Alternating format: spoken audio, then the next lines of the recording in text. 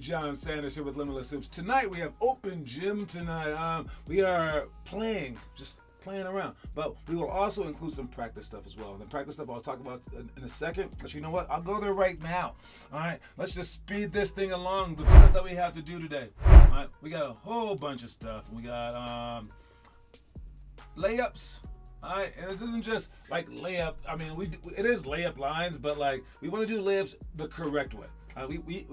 We want to extend the ball. We want to have our ball side hand underneath the ball. We want to have that hand above our eyesight. And we want to be sprinting as fast as we possibly can. So this is a great time to just work on layups. I will tell you this. If I were coaching at the beginning of my coaching career and I saw the way that most players played, I would absolutely do what many, many coaches do, and that's to have you guys just work on layups all day. I just know that it takes like a while to do, and I would be like, let's just get out the way. We're going to spend a month on layups or however long it takes. But I did that at the beginning, and I found out that after a while, you tend to just lose people because you haven't taught them that much. So we go over basically all 300 items on our list throughout the course of the months. And while it would be fantastic to work on one each and every single day, or sometimes you take care of it on your own. Sometimes you already got that stuff. So it would be silly for everyone to have to endure just this one thing at a time. So what I need you guys to do is to work on layups on your own so we can get past that. So the only thing that you can't do in practice, this is a much more efficient route, is for you to go home and work on it until that time is there. Sideline out of bounds for shots. All right, sideline out of bounds for shots. It looks like this. We will have a person taking the ball out of bounds. We'll say that this person is who should take the ball out of bounds? I want the 2-man to take the ball out of bounds right there, okay? All right. And this guy right here is posting up the 5. Let's move all the yellows people out of the way, please. All the yellows over there. And we're going to line up like this. All right? All right. So, first things up, what's up, Luke? What up, Weston? This is how we line up on our sideline out of bounds. This is also how we happen to line up on our baseline out of bounds. So get to these spots. Now this is very, very, very, very, very, very simple. All right. I know I say that a lot, but just know it is. This one is totally simple. Okay. All right. So what we're gonna do is let me draw some lines here. All right. What we got is this guy is going to set the screen for the 1. All right. And then this guy will set the screen for the 3.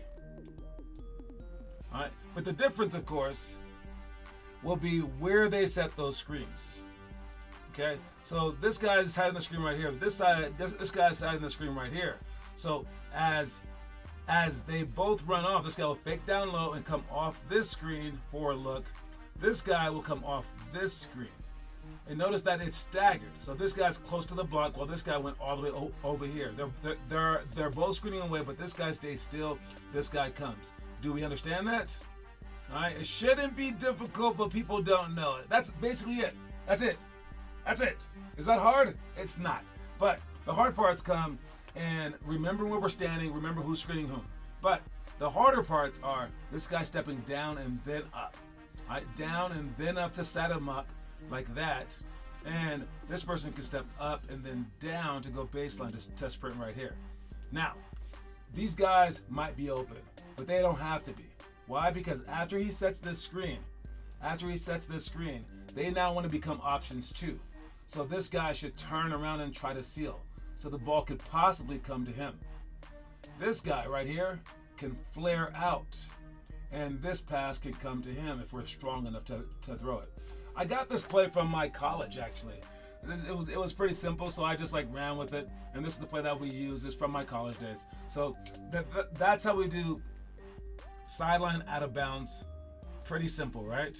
All right, understand that, think about it. You put the point guard right here, a shooter right here, a post player right here, and no one else really matters.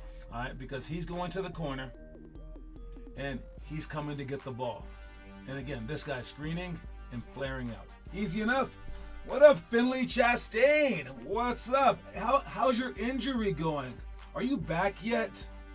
I've been kind of trying to follow along with you. Let us know how you're doing, Finley. We talk about you all the time in practice, probably too much. We even have Blake Bastani. He's posting homework again because this dude is out of prep school and he's working from 5:30 in the morning to 8 at night. Let me show you guys that actually. This guy is crazy. Blake Bastani is posting homework, and he's posting it every single day in hopes of trying to lure some college people in. Right there is Blake's homework, and it's a lot of stuff. He shoots about 1,000 shots a day.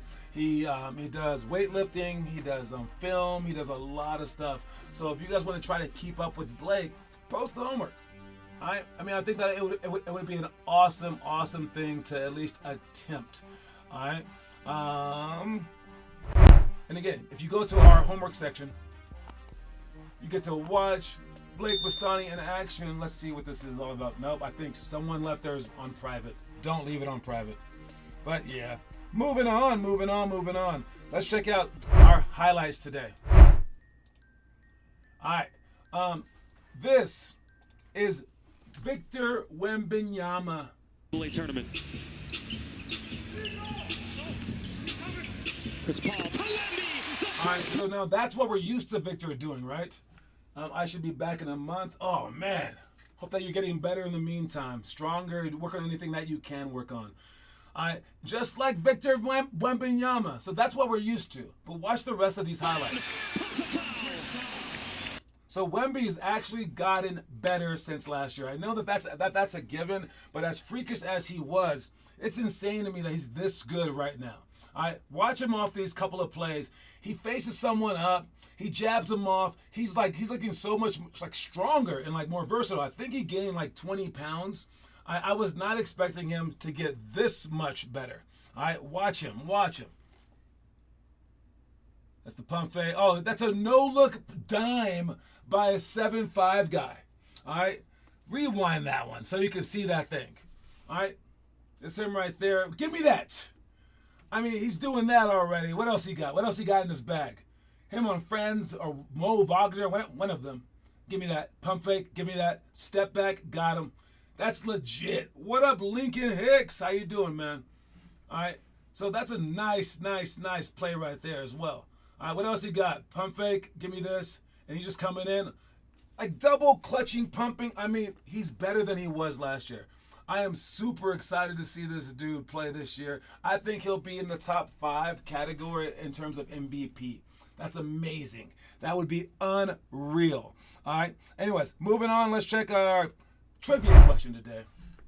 Trivia question today is, of the NBA's top father and son scoring leaders, which duo are closest in their given total. What that means is you can't get any further away than LeBron and Bronny.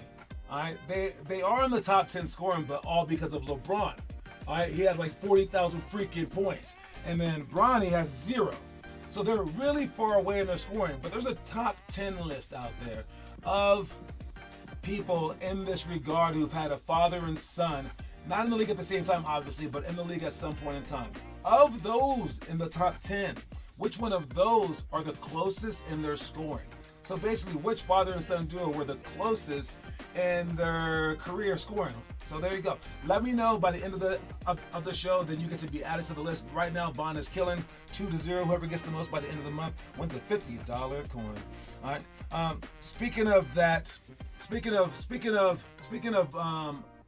father and son duos, did you know that the top father and son duo, LeBronny James, he is about to break history yet again. By the end of the year, I think he's supposed to catch Oscar Schmidt, who's the all-time leading scorer in anything on Earth.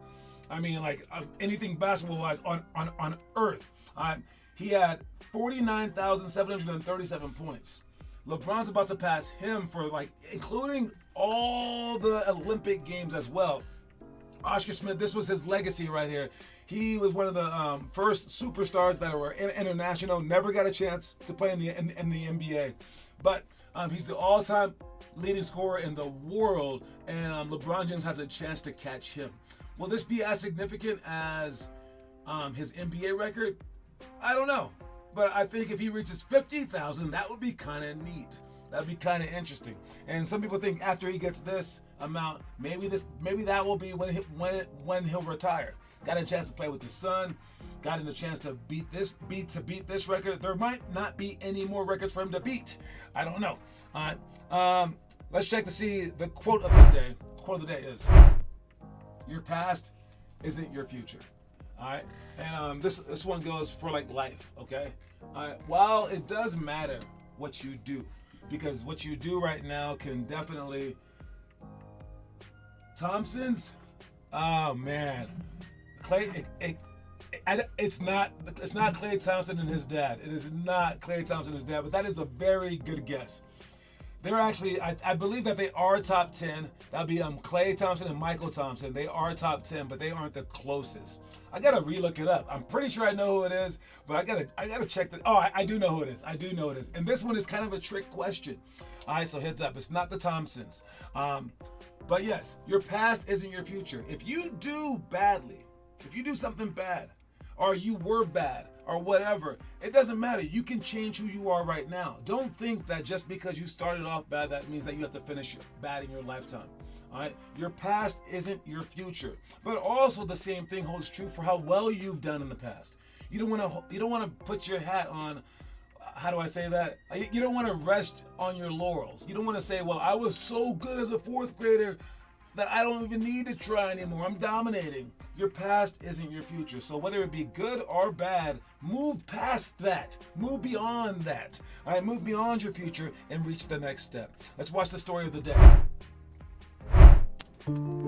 A few types of people comprise the game of basketball. 2 of the most popular are fans and players. You might be able to do both for a while, but ultimately you're going to have to choose one. If you consider yourself a player, be sure not to skip your training to watch other players play, even if the other players are in the NBA.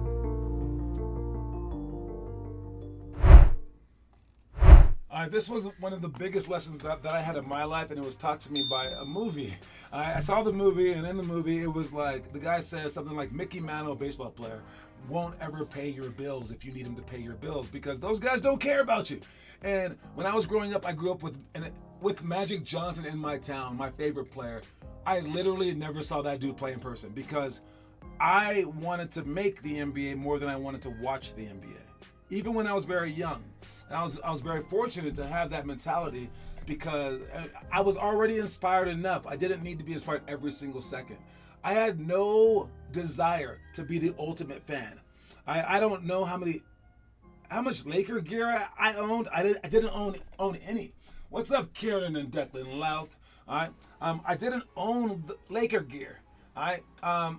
But I was a Laker fan, but not more of a fan than I was a player. You have to balance those things out, and I would say like playing 2K all day counts as that. Are you a video gamer or are you a basketball player? And it's a strange thing to balance. All right. So here we go. I'm gonna re-ask the trivia question since Kieran is our trivia god. Finley Chastain answered Klay Thompson as the answer, and his dad. But the trivia question is, of the NBA's top father and son scoring leaders, the top 10, which duo are the closest in their given totals? And it's not Bronny James and LeBron. It's not Klay Thompson and Michael Thompson. Who is it? Who's the closest in their number? But yes, going back to that. It's great to be a fan, but we get so many kids skipping practices to go to like NBA games, and that's cool every now and then. But you can't just like do it all the freaking time. All right. Another story that I usually do bring up as well is what is this? Patrick Ewing and Patrick Ewing Jr. Patrick Ewing Jr. scored 3 total points. Patrick Ewing Sr. scored like 20,000 points. That is not the answer. 18,000 points, I think. That is not the answer. They're very, very far away. Almost as far away as Bronny and LeBron. But nice guess. They are on the list, I'll tell you that. So, yes. Let's see. Tim Hardaway and Tim Hardaway Jr. So, I mean, now I got to look it up. I'm pretty sure I got the answer. Here. Actually, I sent somebody a text with it all in. Let me look that up. Because you guys got me double thinking this now. Because these are not the right answers. All right. Who did I send it to? Again, there is a top 10 list. On that top 10 list, you got to see who's the closest. It shouldn't be too hard. All right, there we go. All right, so of the list, it was these guys right there. Yeah. Okay. I'm not crazy. Yes. And it's not those guys. Nope, it's not. It's not Tim Hardaway Jr. It is who I thought it was. I did remember, but yes. If any more guesses, throw them in the comment section, and let's move on. We got this right here. This is a conspiracy theory, I suppose, but it was said from the horse's mouth. He said when he was like more toward a veteran that he would try to tank. That's why there's a tank behind him. He would try to tank this season so that his team would get better the following season. And how he tried to tank is he would get like the young guys to go drinking the night before games. And he would purposely try to lose the games by ruining his players. Do you guys think that this is true? Is this possible that a player would do that? Is that diabolical? But the really funny part is that if you can't really do this unless you're the team's best player. Because if you do get new players that are good from the draft, you're probably going to be on the chopping block where they're going to replace you. But I think that you guys should watch out for this stuff in high school, because the seniors will not want you to play, especially if you're a freshman coming in playing varsity. They will do everything in their power to keep you from playing. I played with a guy named Ike Palmer, if you're out there watching, Ike, and he would come off screens and just punch me in the stomach. Because I was like 6'7", he's like 5'10", and he was the starting point guard. But he had the advantage because he was smarter. He knew all the plays. He had played already for 3 years in college. But he was so threatened by me, it actually led to me throwing a punch. And I gave him 2 black guys and 1 punch. It was crazy. But the seniors will sabotage you. The juniors will sabotage you because they're afraid of losing their spot. More than they're afraid of like losing games. And it's such a weird balance. It's like, what should the coach do? Should the coach side with the younger players or the older players? What would you do? So this is how it is. The younger players are almost never as good as the older players. They're probably like at best the same because they have to get used to high school or a college or whatever level that you're on. But you have known these seniors for like 4 years as well. So like you kind of owe it to them, you feel like, right? And even if you do play the freshman right away, now you're known as that coach. The current freshmen, when they get older, they're gonna be like, he's gonna do the same thing to me. and they start to have a distrust. But at the same time, you might get fired after year 1 or year 2. So you might as well go with the winning formula. If you happen to play if the freshman is the same as the senior, why would you not play the freshman? Because that means that he's going to be way better than the senior later on if you develop him early. And by the middle of the season, the freshman might already be better than the senior, so you might as well gamble that way. But you might lose some early games. So how would you guys play that and know that it's so complicated? But with that said, this guy proves my point. He's sabotaging his team for ulterior motives that even benefit the team in the long run because they want a better pick. And it's just a strange dynamic that you guys are going to have to watch out for on your high school teams, on your college teams. All right, watch out for that stuff because it's a trip. Another thing to watch out for is Ben Simmons. All right, I don't want to talk about Ben Simmons. I know you don't want to hear about Ben Simmons, but we got to probably mention Ben Simmons, okay? Because he said something that is of worth, okay? Do I think he's of worth? It's Jalen Rose and Jimmy Walker. All right, it's a trick question because they have different last names, but Jalen Rose's daddy is Jimmy Walker. All right, Jalen Rose in his career scored 13,320 points. Jimmy Walker scored 11,655 points, which makes that a difference of like 1,800 points.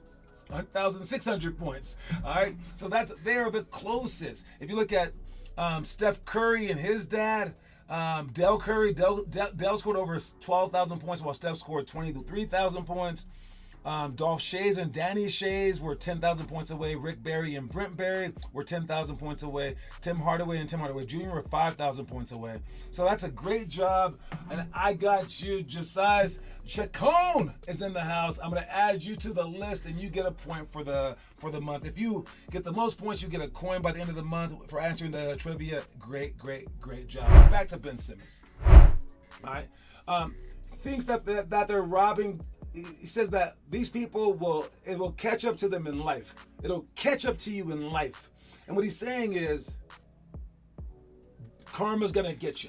All right, karma's going to get you because he looks at he sees all the haters online. He says, I've stopped using Twitter or X and that people are just mean. That's what he's saying. He goes, when I'm at my A game, that was when I got that contract and I deserved it back then. And this one's almost up. It was 5 years, $177 million. Do you think he's robbing them? But at the same time, what he's saying about social media, he's saying that social media is a monster. And we have some parents that won't even let their kids on social media, which is why they can't post the homework. And some kid gets like bullied and stuff like that as well. All right, it is a monster. What he's saying, it does make sense. I'm not wishing bad upon anybody, but I mean, is it disrespectful? They're just kind of saying their piece, but some people are very mean with it. I would say if you ever find yourself in a position where people are talking about you, do what my mom told me to do when I was growing up. She said, see it as they're jealous. People who talk about you, if they only talk about you because you're of worth. All right, we wouldn't talk about Ben Simmons if he was the worst player in the league. We only talk about him because he has high potential. All right, and I would liken this to me yelling at kids in practice. I'm only going to yell at you if I think that you have a chance to be great. I've had a number of kids in our program that were completely like disabled in a way where it prevented them from being good at basketball at all, whether it be from like having fewer limbs. We had a one-arm guy, having someone with spina bifida who couldn't even like walk straight. I didn't push them as much, and actually the girl that had spina bifida, she gave me a hard time for not pushing her. All right, but yeah, that's what happens. So it comes with the territory. All right, if you're not good, people just go, thanks for showing up. But if you're good, people expect so much more of you. And I would say the trick to all this, if you can't handle it, is to get off social media. Is to avoid that kind of stuff, okay? It is to just close your ears when they talk about you at school. It's to ignore it. But you can't ignore it forever because sooner or later it's going to catch up to you. Sooner or later you're going to hear some inklings of it. I think it's better if you can actually use it to your advantage. And I don't mean like as far as Steph Curry goes, where during halftime Steph Curry pulls out his phone, looks up bad comments to fuel him. I'm saying if you happen to see the bad comments, allow it to be your fuel. If you are so mentally strong like Steph Curry, I suppose you could also seek. You could also seek it, but that's tough. All right.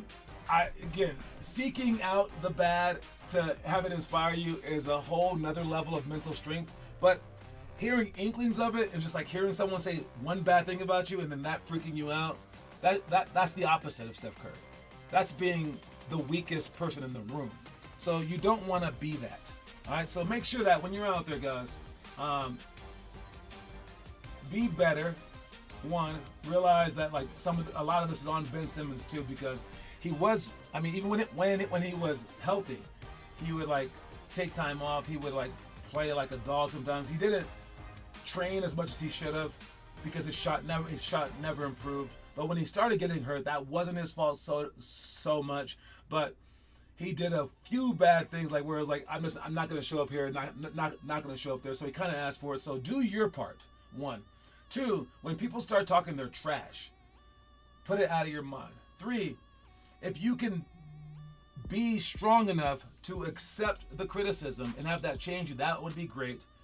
See, next one, if you can be strong enough to, when you do hear the outright haters out there, it's not even criticism, it's just them hating, use that as fuel.